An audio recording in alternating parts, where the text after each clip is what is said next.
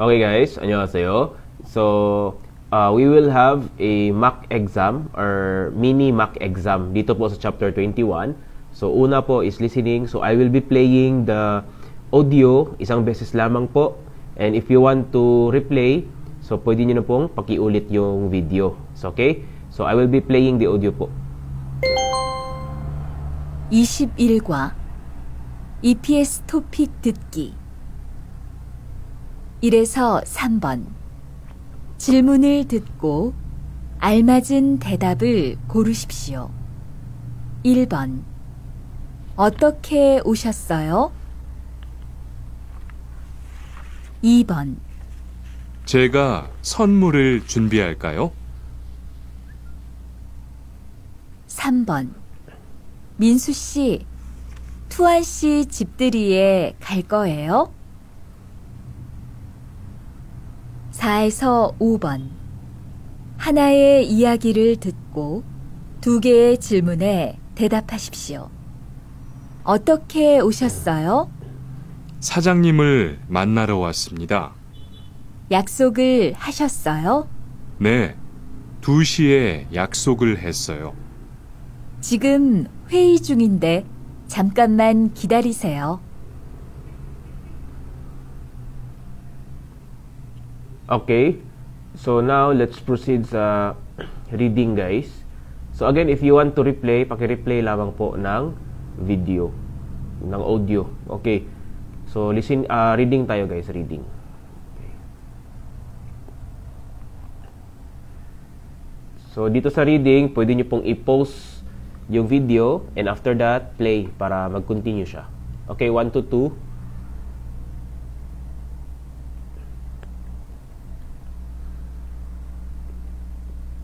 Okay, next 3 to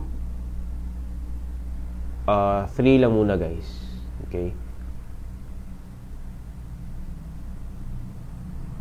Okay, then last is 4 to 5.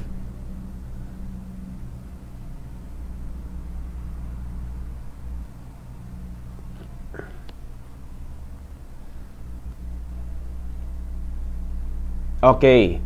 Sige po, let's check the answers. Okay, so 1 and 2 lang muna yung makikita. Okay, dito sa script guys, sa 1, okay, sabi doon, 어떻게 오셨어요? Okay, that's the yan yung sabi sa audio. Okay, 어떻게 오셨어요? Okay. So, anong ibig sabihin nito, guys? 어떻게 오셨어요? Yes, what brings you here? Okay, that's the thought or anong sadya mo? Bakit ka nandito? Okay? So, 어떻게 오셨어요? Yan po yung phrase na ginagamit when you want to ask someone kung ano yung sadya ng pagpunta niya dito. Okay? So, ano kaya yung tamang sagot dyan, guys? 약속에 늦었어요? 아니요.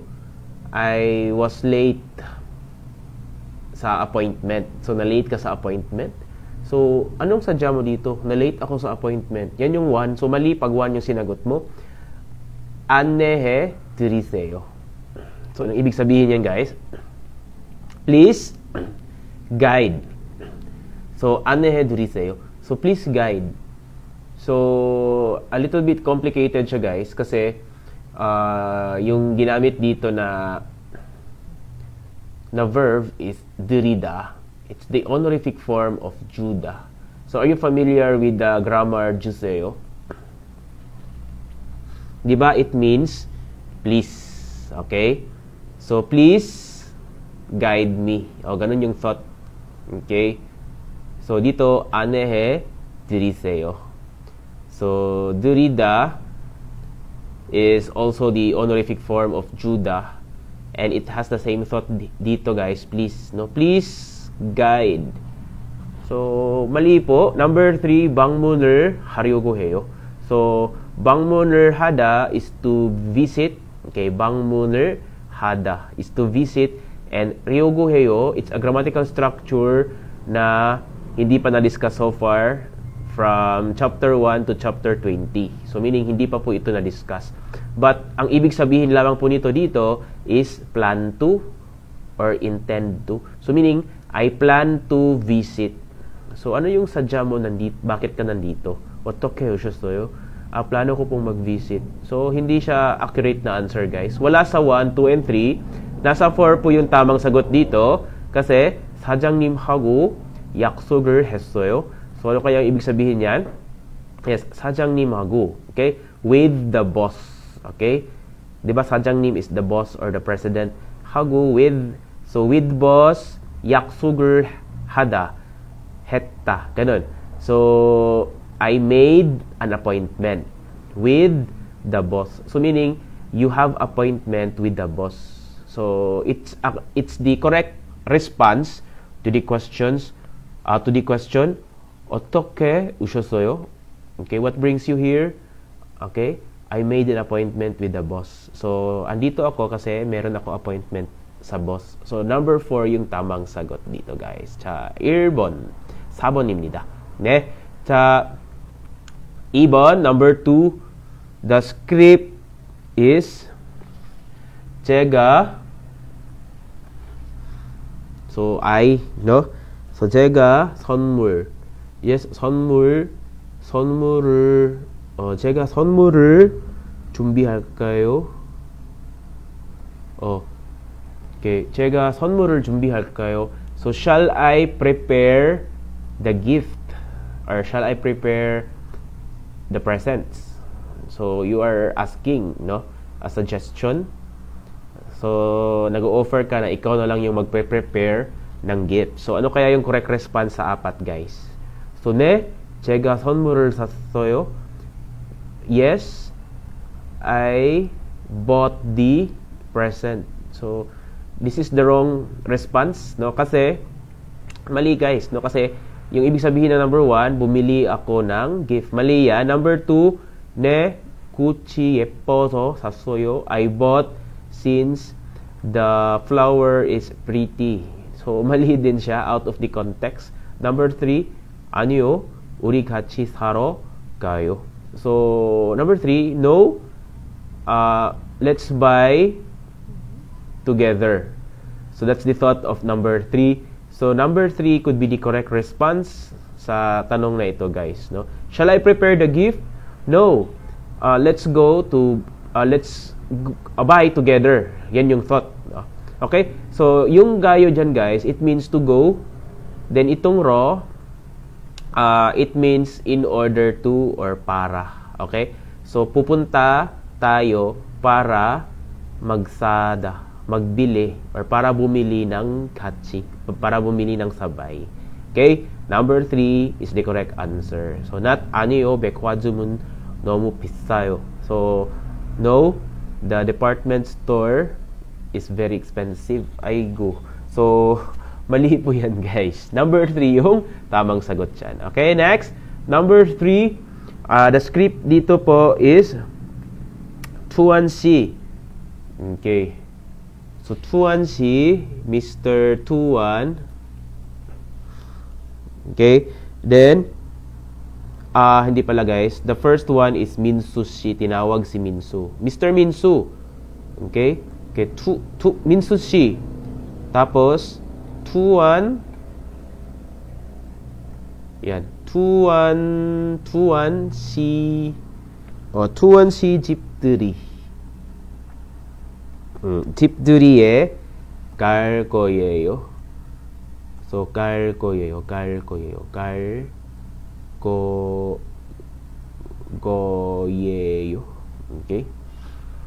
So, 민수-씨, 주원-씨 집들이에 갈 거예요. So, anong ibig sabihin nito, guys? So, tinawag niya si Minsu. Okay? Hoy, Minsu. Ganun. So, will you go?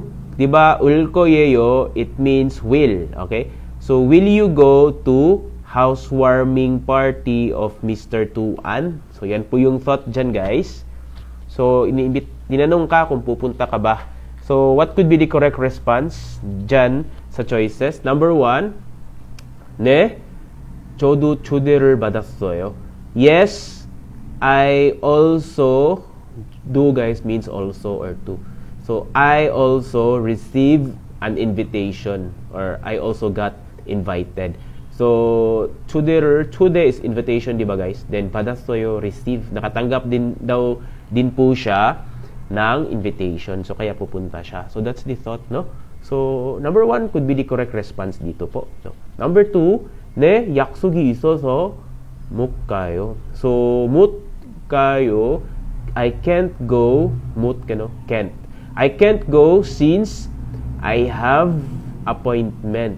Tapos nag-yes ka dito. Yes, pupunta ako. Hindi ako makakapunta kasi meron ako appointment. So, ang gulo mo, kausap. Number 3, 아니요, 집 찾기가 어려웠어요. No, it was difficult. 어려웠어요. Okay? It was difficult finding the house. So, what's the connection, no? So, no, number 3 is not the correct answer. 아니요, number 4, 아니요, 제가 음식을 장만할게요. So, no, I will prepare food. Okay, 음식을 장만하다 is to set up or to prepare food. So, no, it's not the correct answer. Number 1, guys. Number 1 ang tamang sagot dyan.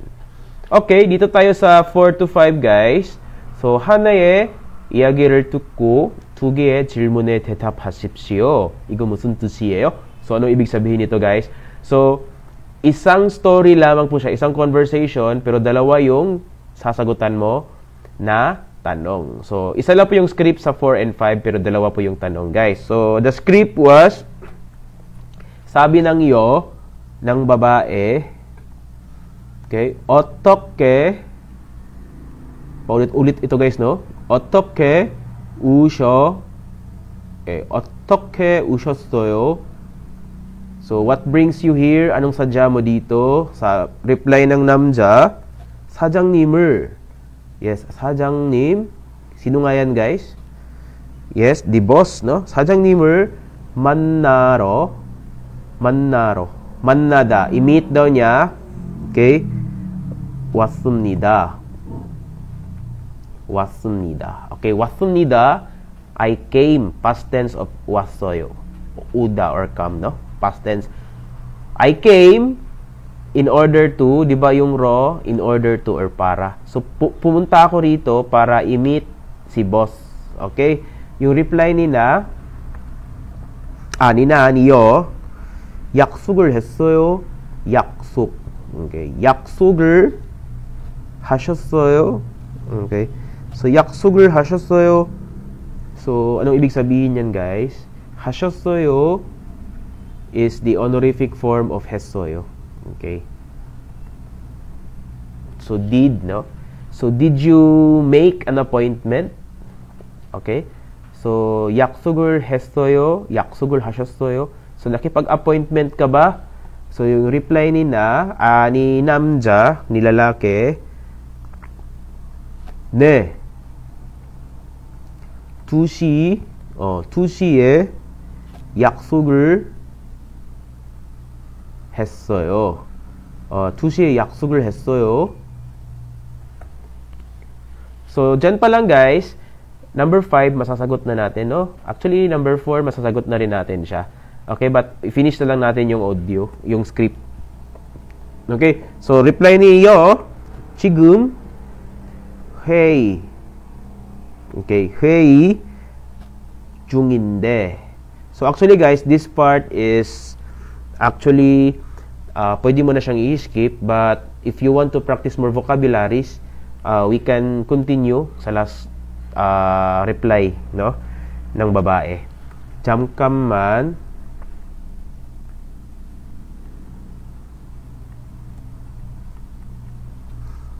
기다리세요. Okay. 자, yung tanong dito, guys. Okay, by the way, nakipag-appointment daw yung lalaki alas 2. Tapos sabi ng babae, 지금, now daw, 회의 중. Okay? So, 회의 is meeting. Then, 중, ito, guys, it means in the middle of. Meaning, as of this moment, nasa meeting pa yung boss. He is in the middle of having meeting. Okay?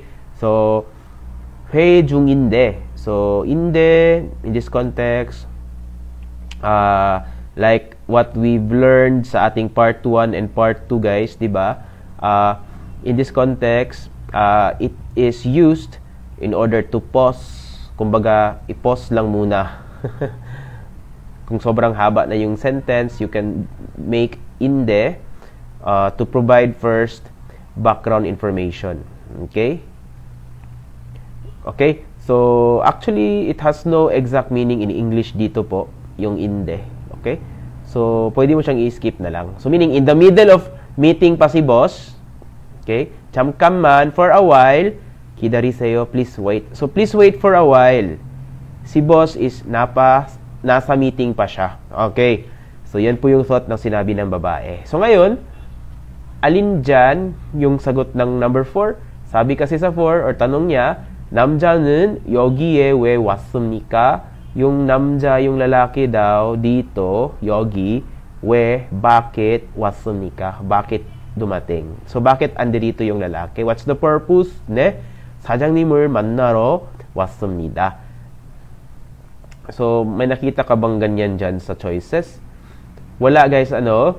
Yes, pero nasa number 4, 사장님하고 약속이 있어서. Yung so, since.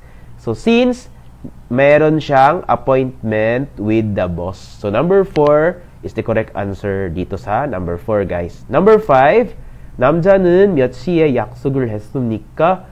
So, yung lalaki daw, 몇 시, what time siya nakipag-appointment? 자, 여기 2시에 약속을 했어요. 나kalagay dito, guys, no? So, it's 2 o'clock.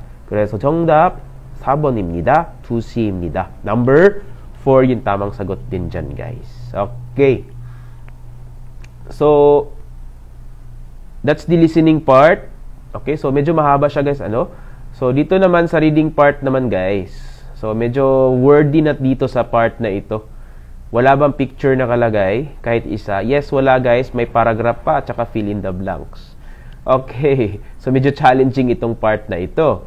Sige, try natin muna dito sa 1, guys. Fill in the blanks.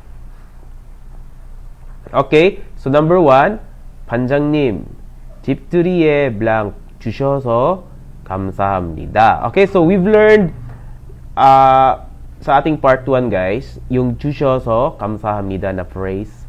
So, it means thanks for. Okay? Salamat sa pag-blank. Okay?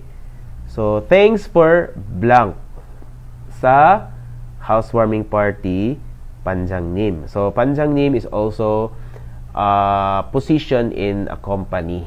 Okay? So, kumbaga, we can just think of it as sir or ma'am. Okay? Sir, salamat sa pag-blank sa housewarming party. Okay? Yan po yung thought. So, number 1, 인사해 주셔서 감사합니다. Thanks for greeting. Salamat sa pagbate sa housewarming party. Anyo, number 1 is not the correct answer. 초대해. 초대하다. To invite. So, 집들이에 초대해 주셔서 감사합니다. Thanks for inviting me sa housewarming party, sir. So, number 2 is the correct answer dito, guys. Yes, number 2, not 장만해 and 준비해. 자, 상관없습니다. 네. Number 2, 한국 사람들은 보통 다른 사람의 집을, okay? So, 한국 사람, yung Koreans daw, 보통 usually, 다른 사람, other people's house. Okay? Itong 의 dyan, guys, it's a particle that means of or apostrophe s. So, meaning, house of other people. Okay? So, yung mga Koreans, usually, sa bahay ng ibang tao, blank 때 선물을 가지고 갑니다. So, they go bringing 가지다. 가지다, guys, it means to bring, magdala. Okay? So, to bring and go. So, meaning, they bring gifts when they blank the house of other people, usually. Okay? So, ano kaya yung nawala na word dyan, guys? Actually, in number 1, makikita mo pa or makakakuha ka na kung ano yung tamang sagot. Yes, it's 방문할. Okay? 방문할 때. So, yung grammar na 때, we learned already sa ating previous chapters. So, it means when or sa tuwing. Okay? So, meaning, sa tuwing, yung mga Koreans daw, guys, no? Usually, sa tuwing bivisit sila sa bahay ng ibang tao, yan po yung thought, nagdadala sila ng gift at pumupunta. Or pumupunta sila, dala-dala yung gifts. Okay? 작은 것이라도, so, 작은 것. Okay? Meaning, small things, maliit na bagay. 이라도, even if, no? So, kahit na. So, kahit na maliit na bagay daw, okay, 서로 나누는 것을 정이라고 생각합니다. So, they think, okay, 생각합니다 is iniisip daw nila na ito ay irago, ito, okay? So, iniisip nila na ito ay jong. So, jong, guys, yung ibig sabihin po ng jong, it is part of the culture of Korean po. Okay, it's a Korean concept po, guys, na ibig sabihin is attachment or warm feeling towards other people, no? So, jong, affection, kumbaga, or warm feeling, okay? So, they think of it as affection. Yung 나눈 것을, 나누다 is to share, and 능것, ing, sharing. So, they think of it as affection, yung pag-share daw to each other, no? Even if maliit na bagay. Okay? So, that's the thought of the number 2, 방문하다, to visit. Okay?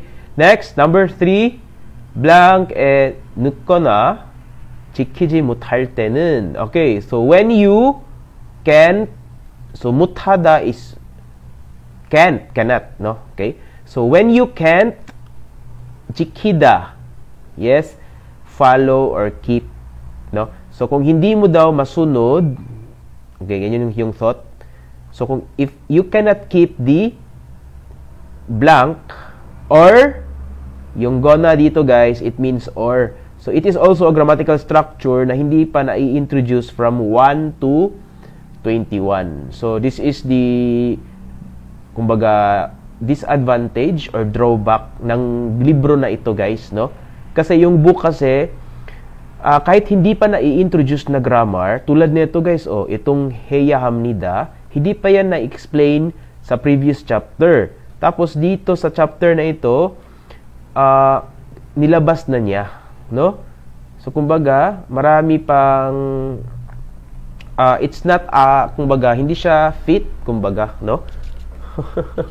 Oo. So that's the downside or the disadvantage of this book. Kasi parang wala siyang consideration.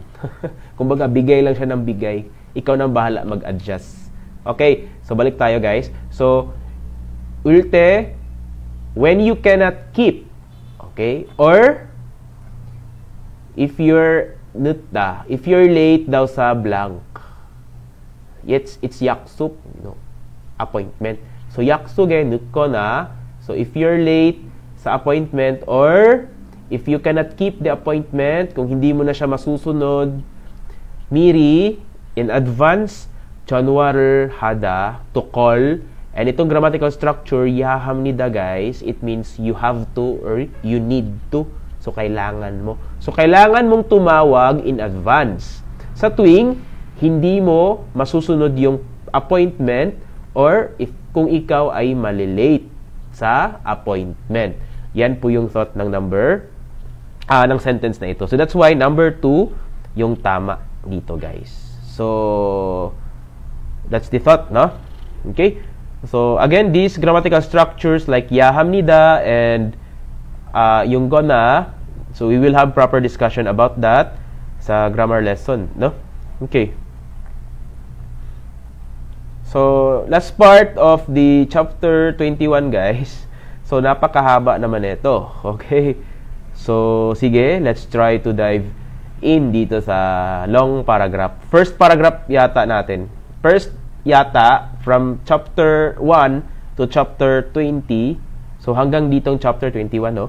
So, first time yata natin maka-encounter ng ganito kahabang paragraph. Okay, so it's a good practice po. Sige, try natin, guys. So, pwede tayong umuna dito sa mga tanong, guys, no? 이 사람이 토요일 아침에 한 일을 고르십시오. So, please choose the work na ginawa sa 토요일 아침. Yes, Saturday morning. Itong tao na ito. So, meaning itong tao na ito, piliin mo yung trabaho na ginawa niya sa Saturday morning. 토요일 아침. Okay. So, you can look directly dito sa choices, guys, no? Kung nandito kasi, 토요일 아침에. Okay? So, ano yung ginawa niya? 토요일 아침에 집안을 깨끗이 청소했습니다. So, he cleanly the house. Okay? Kumbaga, naglinis siya, guys. No? 집을 청소합니다. So, yes, number 2 yung tamang sagot sa number 4. Okay? So, actually, guys, pwede mo siyang sagutan kung meron naka-specific na, you can do like that. Kung meron naka-specific na time dito sa question. So, kumbaga, hahanapin mo lang dyan kung saan yun. But, the reality about this one is, hindi na ganito yung exam, no? This, recently, sa EPS topic. Kasi, usually, guys, it's more on 같은 것,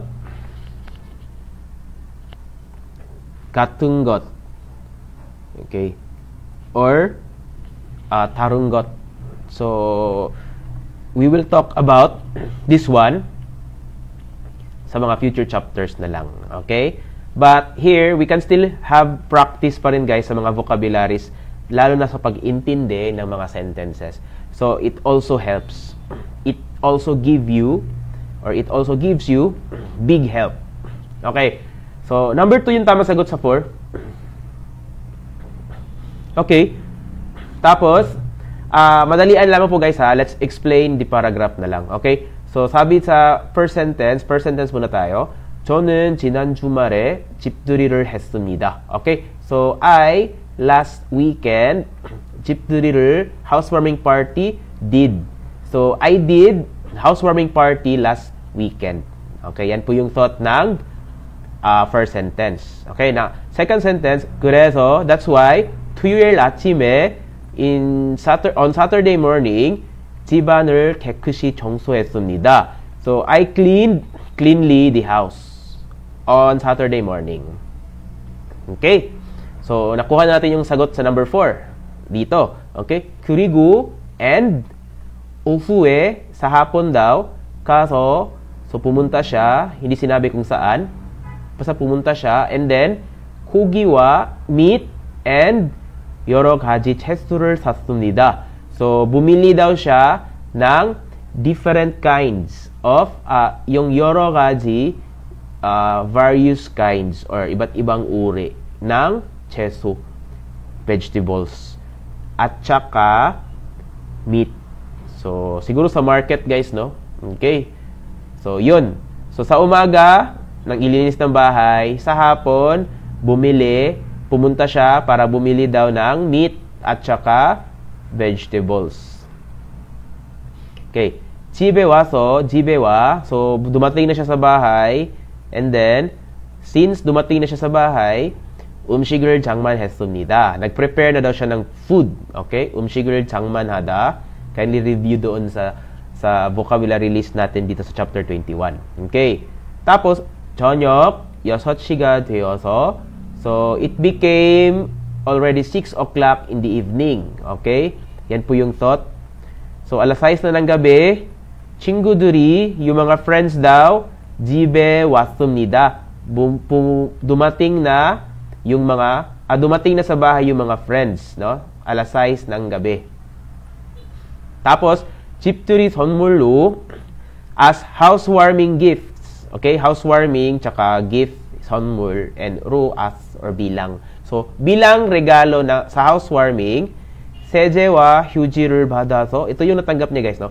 Nakatanggap daw siya ng 휴지 tissue at saka detergent. So, 휴지. meron bang 휴지 dito, guys? Kasi yung question number 5, 이 사람은 집들이 선물로 무엇을 받았습니까? So, meaning, this person, what he received, no? Kung ano daw yung natanggap niya as a housewarming gift. So, may nakalagay bang 휴지 dito, guys? 없습니다. 근데 세제가 있습니다, no? merong 세제, merong detergent. So, number 2 yung correct answer dito, guys. So, continue pa rin natin, guys. Since na-receive daw niya yung tissue at saka detergent as housewarming party, 기분이 아주 좋았습니다. Yung feelings daw niya, 기분, was very nice or good. So, he felt very nice or he felt really good since he received tissue and detergent as housewarming party gift. Okay? Then, 우리는 저녁을 맛있게 먹고 so, kami daw, sila daw, 저녁을, yung dinner, 맛있게, deliciously, 먹다, eat. So, they eat deliciously dinner. So, meaning they enjoyed their dinner and 이야기를 나누었습니다. They also shared conversation or they had conversation. Nag-uusap-usap sila. And then, 정말 재미있었습니다. It was really fun. Okay. So, number 2 yung correct may answer dito, guys. No? Okay? So, ilang score ba yung nakuha ninyo, guys? Was it hard or was it easy? Okay? So, if you have questions po, you can comment dyan sa comment section po, no? Para masagot po natin siya directly. Okay, guys? So, do not worry about the words and other grammatical structures dito, guys. Kasi, meron pa talagang mga grammatical structures na need pa niyang ng detailed explanation para mas maintindihan natin ng lubos kung paano siya ginagamit sa sentence. Okay? So, we will have proper discussion about that as we go on sa ating mga future lessons. Okay? So, 자, 오늘은 여기까지입니다. 여기까지 들어주셔서 감사합니다. Okay, thank you for listening until here. See you po sa next video.